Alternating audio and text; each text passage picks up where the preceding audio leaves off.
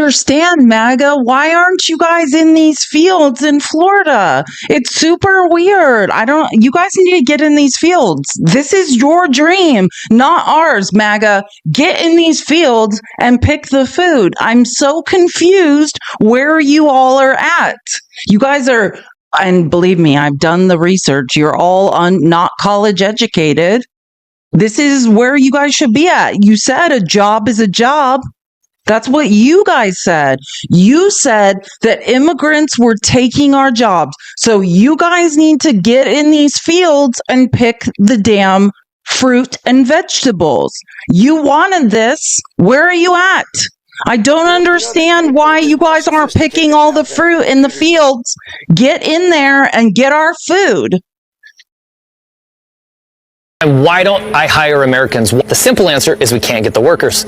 No American ever calls. No American ever shows up. That's why we are so grateful for the guys that are willing to come and do the work here on the farm. We can't do this without them. And we can't do this with people in our local communities a lot of the time. So, a serious question. If there are no migrant workers in the carpet farms or small farms, who's picking all of the fruits and vegetables? No one. It's rotting on the ground. Who's at the corporate farms tending to the chickens and tending to the cows and tending to horses? No one. So wouldn't it be a great guess that there are likely to be a food shortage in the next 3 to 6 months? Now, remember, Texas was the state that was complaining about illegal migrants, yet majority of the raids are in Florida, they're in California, and they're on farms. They're not on gangs. So one would think this is intentional because there is no one put in place to make sure that these fruits and vegetables and animals will be tended to. So one would really wonder, is causing a food shortage intentional? Because that's what's going to happen. Entire strawberry fields in Tampa, Florida are rotting away, and this is after tomato fields, were rotting away. If you haven't seen the video, you can check it out on this, channel in the description below. But this is exactly what farmers actually have been getting, especially after voting against their best interest. They voted for mass deportation policies that actually are backbiting them, and they're finding out real quick that racism doesn't actually run businesses. It actually bankrupts them. Now they've been looking for bailouts and handouts from the government after actually finding out that Americans don't want to come and work in the farms. Let's take a look at these videos that I have compiled for you guys. I'll be back with more commentary after this. So if you live in the United States, we know that the price of fruits and vegetables that are grown outside of the United States is now going up in price, going up substantially, and we know that's because of tariffs. But what you might not know is that your domestic fruits and vegetables are also going up in price as well. And the reason for this is that the farm hands that are usually hired to pick these fruits and vegetables are being detained by ICE agents. so much to the fact that you literally have crops rotting in the fields right now, it's quite distressing really to see this. There's currently 1.4 million jobs open in the US farming industry. Most of these jobs were actually provided by undocumented workers or foreign-born workers. So I've done a little study on it, and I've done a little bit of research.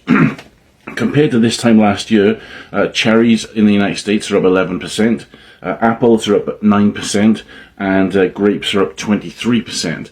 The source for this, folks, is MSNBC and CNN. My name is Nick. Let me know what you think about this in the comments. Family owned, over 4,000 acres of tomato farm across Florida and California. Yep. Sadly, his crops aren't looking too good. All those tomatoes rotting, Nobody's there to pick the crops. And with Trump tariffs, well, they ain't got nothing left to do, y'all, but to mow that shit down. He gotta mow all that shit down. Yep. Ain't got nobody there to pick them goddamn crops.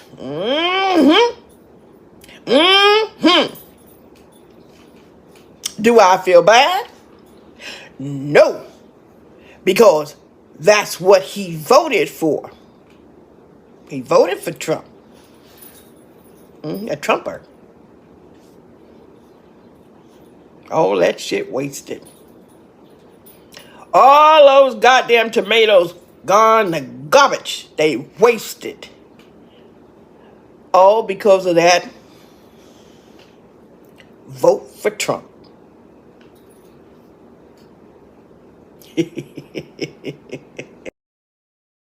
This video is going to be so happy-go-lucky just because it's about politics, but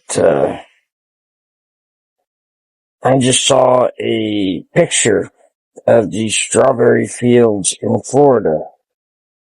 Due to Trump's raids, his ICE raids and everything, now the strawberries are literally rotting in the fields because there's no one to pick them. Plus the fact that our soybean harvests that we always get, China would buy up to 30% of our soybean harvest, but because of Trump's tariffs, they're buying that from somewhere else.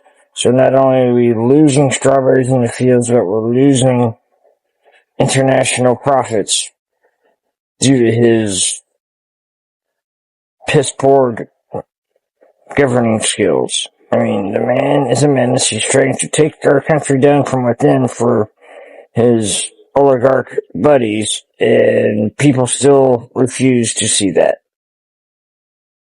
They still see this man as a great man, and he is the absolute worst. Hands down. He's evil, he's malicious, and he's straight up a bully. I mean, when he went over to get that plane that the Sheiks were going to give him, they gave it to him in the hopes that he would, open trade with them. And then after he took the plane and looked around at their oil with his greedy eyes, as they called it, demanded their resources without compensation. Basically took the plane and, as, for what it was supposed to be, and just took it because he wanted to. That's what he is. He takes what he wants and screw everybody else. That is Trump.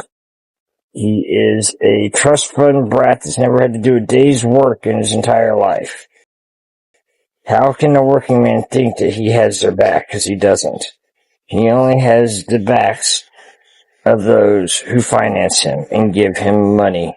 Because he's a spoiled brat. An illiterate spoiled brat.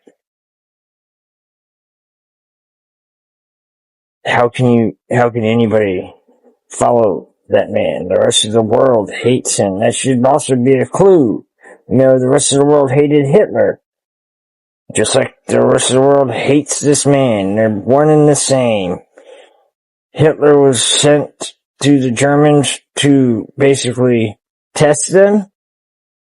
And when they tried to pull that same bullshit, or Elon Musk did during Germany's last elections, they weren't going to have any of it because they already been through that nightmare once. They ain't going to do it again now. It's time for us to be in that same boat. And guess what? History repeats itself because of people not believing what they should. And only believing what they're told. Due to that, we're in a crisis. Wake up, people. Y'all need to wake up before our constitutional republic is completely gone. I love y'all, and I hope you all come to your fucking senses. Seriously.